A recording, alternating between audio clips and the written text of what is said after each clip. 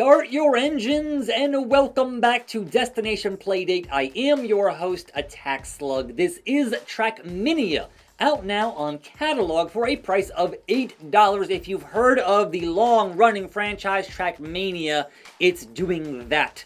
There are 24 tracks in the game. There is the option to build your own tracks and share them on a third-party website, and there is a daily procedurally generated track to play on as well.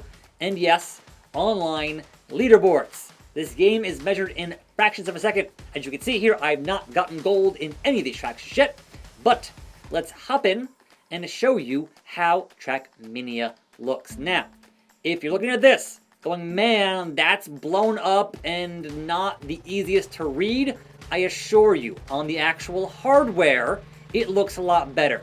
But sometimes in mirror, with these games that are in 3D, the amount of dithering overall does become distracting when you're on a much larger screen than the actual Playdate hardware.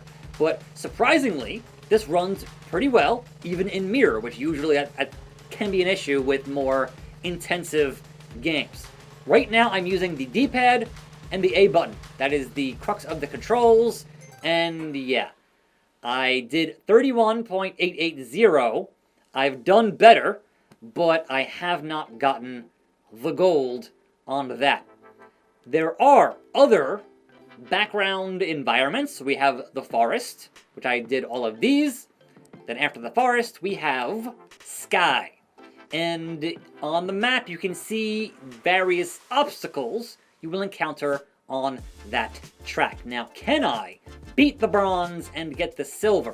As you can see, much like a Trackmania game, you have the ghosts to race against. And that will be your bronze, silver, and gold. And these can be hit and knocked over at obviously a speed penalty on that. Now, the important thing here is the drifting. So when you let go of the gas and then you start to turn, you can do some drifting. And that is key to rounding corners without losing too much of your speed, which obviously speed is the most important thing in a Trackmania style of game. And I got the silver on that. From this screen, I can access the online leaderboards, and it will tell me in Sky 2, I'm currently 29 in the world. And number 1 cuts a whole 4 seconds off of that time. Wow. And while there is a pretty fast and mostly instantaneous restart, personally, as someone who's played a number of different Trackmania games, it could be even faster. Because right now, if you want to restart, there are some boosts here. If you want to restart, you need to pause it and then, alright, I hit a wall and hit retry.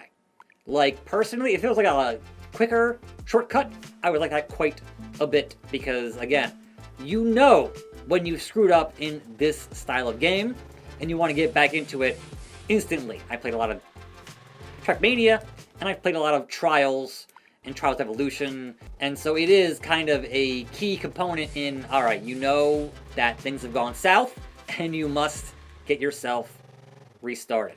So yes, there are boosts here. You want to hit those boosts, but still don't hit the wall once you hit those boosts. And then, yeah, hitting the wall, it's not the end of the world, but if you want those gold, you can't hit the wall at all, because, man, it just grinds you to a screeching halt, and that becomes a problem. Also, missing those boosts is an issue. So certainly, difficulty does ramp up over the course of the 24 tracks included in.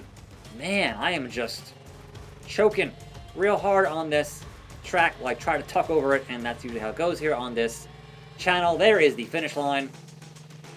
But yeah, otherwise, besides those 24 tracks, we also have, in the options menu, if you don't like having to use the D-pad and the A button, that's okay. We have a number of various control schemes. Obviously, default is A to accelerate, and then B to brake, and then steer. But you can use auto gas, and that's trickier. You can use the crank to steer. If you prefer the crank, obviously we have a crank here. As someone who's played a lot of Trackmania, that does not seem as precise to me, but sure, it's an option, and then also crank with auto gas is an option.